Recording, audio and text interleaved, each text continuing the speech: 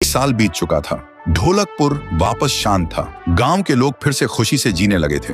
हर पूर्णिमा को लोग एक दिया जलाकर ठुन ठुन ठुन साहुर को याद करते थे। पर एक रात कुछ ऐसा हुआ जो फिर से सब कुछ बदल के रख दिया। लाशें फिर से मिलने लगी। हर 2 दिन बाद किसी न किसी के घर के सामने एक कटी हुई लाश पड़ी होती। गांव फिर से कांप उठा। एक दिन सब लोग महाराज के पास पहुंचते हैं और रो रो कर गांव की घटनाओं के बारे में बताते हैं। रात को महाराज 2 सेनापतियों से कहते हैं, जाओ और खोजो इस कांड के पीछे कौन है। लेकिन सुबह सिर्फ उनकी लाशें लौट कर आईं। एक का सिर था ही नहीं, दूसरे के पैर कट चुके थे।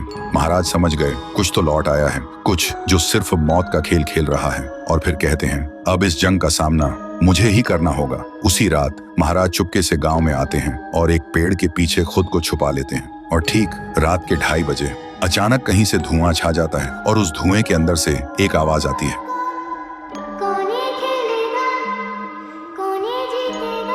और फिर धुएं के बीच से निकलती है एक गुड़िया, गोल आंखें, एक बेजान सी मुस्कान, लेकिन चेहरा मौत का पैगाम।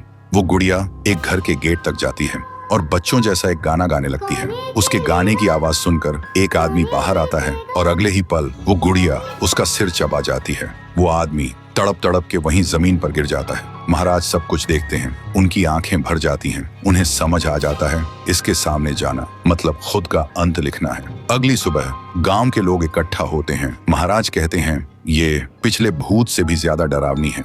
इसे सिर्फ वही हरा सकता है जो मौत को पहले ही हरा चुका है। और फिर एक पूर्णिमा की रात सब लोग दिया जलाकर पुकारते हैं, आप वापस आइए, आपके बिना ये गांव जिंदा तो है पर जीने जैसा नहीं। तभी एक आवाज गूंजती है, ठुंग ठुंग ठुंग ठुंग ठुंग ठुंग ठुंग ठुंग ठुंग साहुर। और उसी देह की आग से एक जलता हुआ पेड़ बनने लगता है और उसी पेड़ में से ठुन ठुन ठुन साहुर निकलता है। तभी फिर से वही धुआं छा जाता है और उसके साथ ही एक आवाज। सब लोग घुटनों के बल गिर जाते हैं और कांपती आवाज में बोलते हैं, हमें बचाइए, वो आ गई है। ठुन ठुन ठुन साहुर एक जोरदार जंप करता है और सीधा उस धुएं में घुस जाता है और शुरू होती है एक आखिरी जंग ठुन ठुन ठुन साहुर और गुड़िया की। जमीन कांपने लगती है, आसमान से बिजली गिरती है और जब धुआं हटता है तो दिखाई देता है गुड़िया बिखर चुकी थी। हाथ अलग, सिर अलग, पैर अलग। और तब से गांव में फिर से एक नई सुबह हुई। महाराज मुस्कुराए, गांव वाले जीने लगे और उस दिन के बाद ठुन ठुन ठुन साहुर सिर्फ एक भूत नहीं रहा, गांव का रक्षक बन गया। लेकिन उसी रात कुछ ऐसा हुआ जो किसी को भी पता नहीं चला। गुड़िया का सिर, हाथ, पैर अपने आप जुड़ने लगे थे और फिर वो वहां से चली गई। तो दोस्तों, अगर आप देखना चाहते हैं पीहू वर्सेस गुड़िया तो